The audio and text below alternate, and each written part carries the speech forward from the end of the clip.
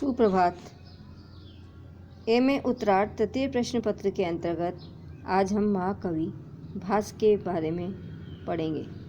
महाकवि भास। संस्कृत साहित्य में महाकवि भास की बड़ी प्रसिद्धि है।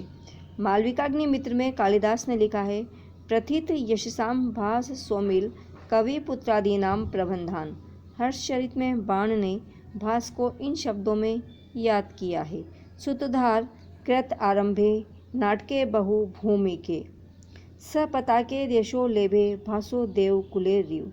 दंडी ने अपनी अवंती सुंदरी कथा में भास के लिए लिखा है, सुविभक्त मुखाद्यंगे व्यक्त लक्षण वृत्ति भी परेतो अपि स्थितो भास शरीरे रिव नाटके।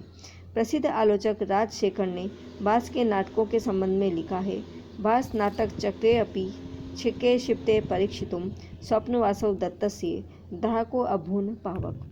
प्रसन्न राघव के प्रणेता जयदेव ने भासो हास कहकर भास के प्रति अपना आदर प्रकट किया है।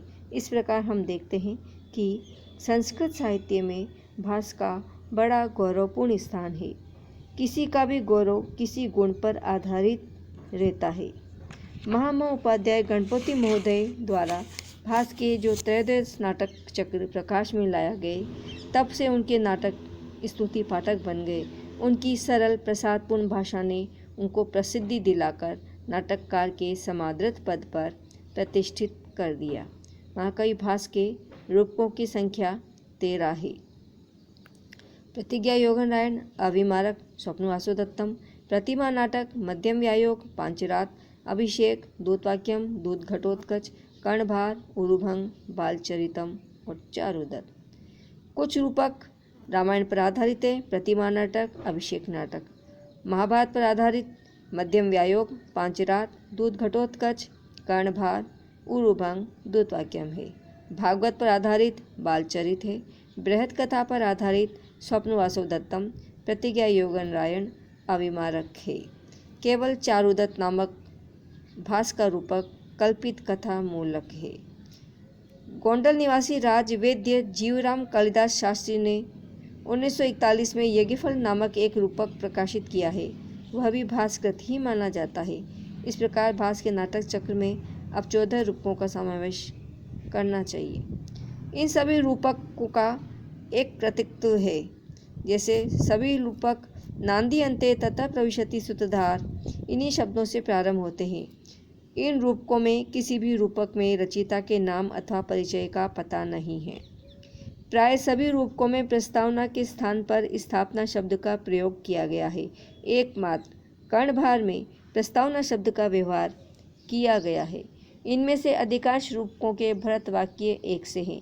स्वप्नवासो दत्तम, बालचरित और दूत वाक्य में भरत वाक्य है, इमाम सागर पर्यंताम हिम विंध्य कुंडलाम महिमेकात पत्रांका राजसिंह प्रशास्तु न। शेष रूपकों में भी प्राय राजसिंह प्रशास्तु न इतना अंश भरत वाक्य में अवश्य है। इन रूपकों की भाषा और शैली में अद्भुत समता है। इनमें से अधिकांश रूपकों में पता का स्थान तथा मुद्रालंकार का एक सा प्रयोग किया गया है।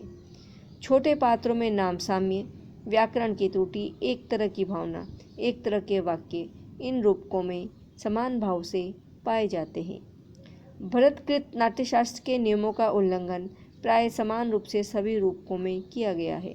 इस मृत्यु तथा युद्ध का अभिनय, पानी का लाया जाना इत्यादि मंच पर दिखाना निर्देशित नहीं है। नाट्य निर्देश की न्यूनता प्राय रूपकों में समान रूप से विद्यमान है। जो भी नाट्य निर्देश पाए जाते हैं उनमें भी 2-2, 3-3 आदेश साथ ही दिए गए हैं, जैसे निष्क्रम्य, पुनः भविष्य।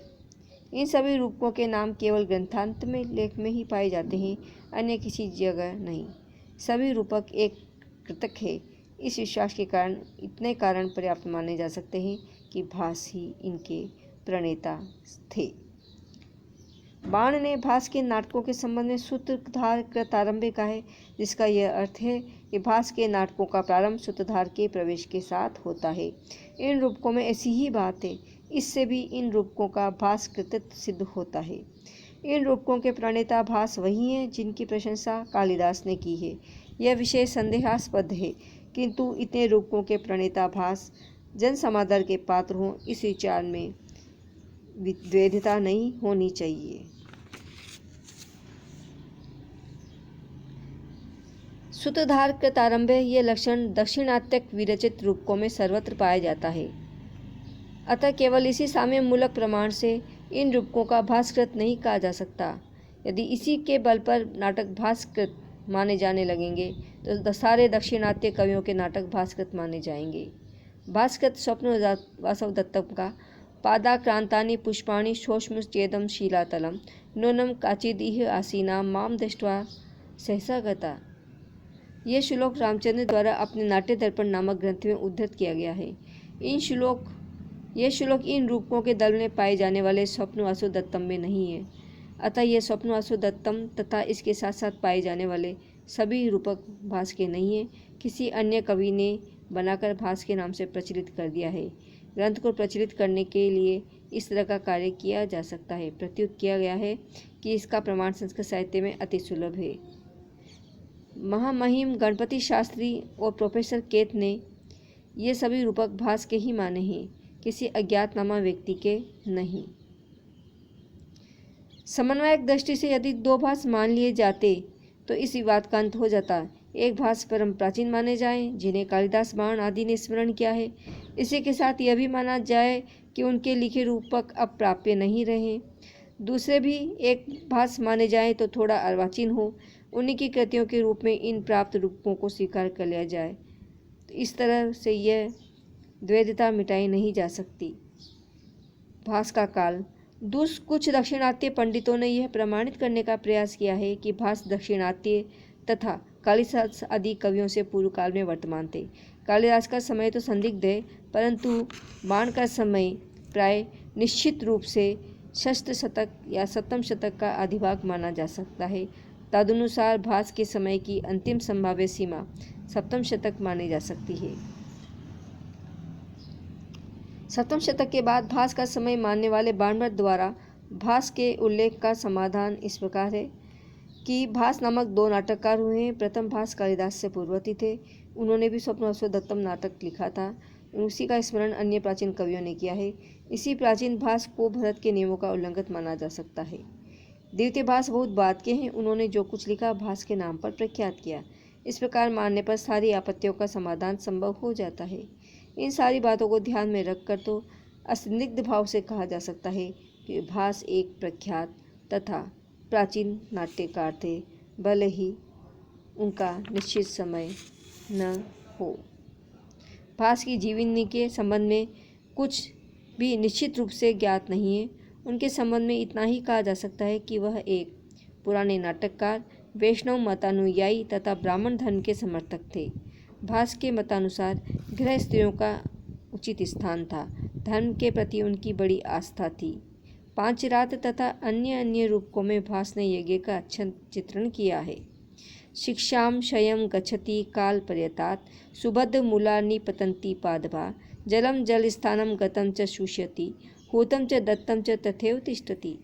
भास ने यद्यपि भाग्य को बड़ा गौरव प्रदान करते हुए चक्रार पंक्ति रिव गच्छति भाग्य पंक्ति कहा है, तथापि वह उद्योग को बहुत मानते थे। काष्ठाग्नि जायते मथ्यमानात् भूमिस्तोयम खन्यमाना ददाति सोत्साहनाम नास्ति असाध्यम नराणाम मार्गारब्धा सर्वयत्ना फलन्ति। आगे हम भास की प्रशस्ति के बारे में, भास के नाटक चक्र की क्या प्रशस्ति है उसके बारे में अध्ययन करेंगे। धन्यवाद।